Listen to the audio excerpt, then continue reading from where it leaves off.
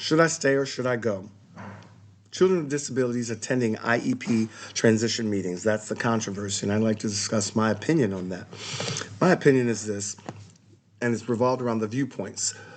Viewpoint one, children with a disability can be distracting during a meeting. That's the biggest, most common concern about having a child in such a important, significant meeting.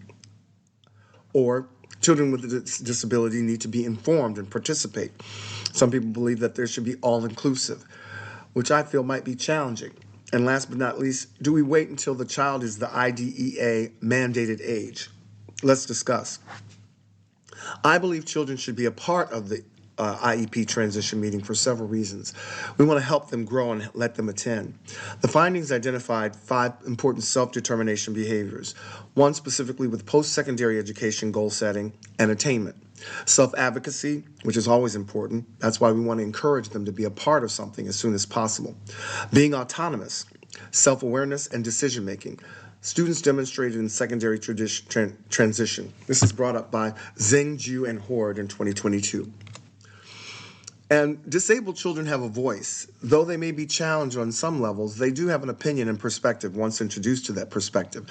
Student involvement survey revealed no difference between students and teachers on level of school efforts to facilitate student and parent involvement. However, qualitative analysis of interview data resulted in the emergence of 4 primary themes related to challenges to meaningful involvement.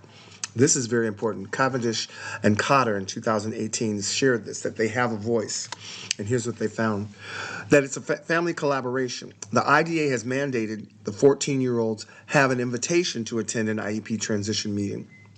And my thought is, yes, that should happen. It's a family collaboration. And though they may be under the age of 14, children can still be a part of it on some level. Younger children should be allowed to attend the IEP transition meeting for a brief period of time. 15 minutes, under the age of 14. That's my personal perspective.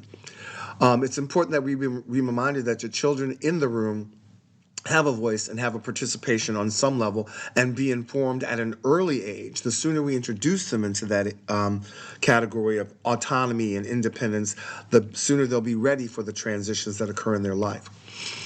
That's my perspective. I hope you'll agree and understand that, yes, should they stay or should they go? I think they should stay. I'm John Conrad. Thank you.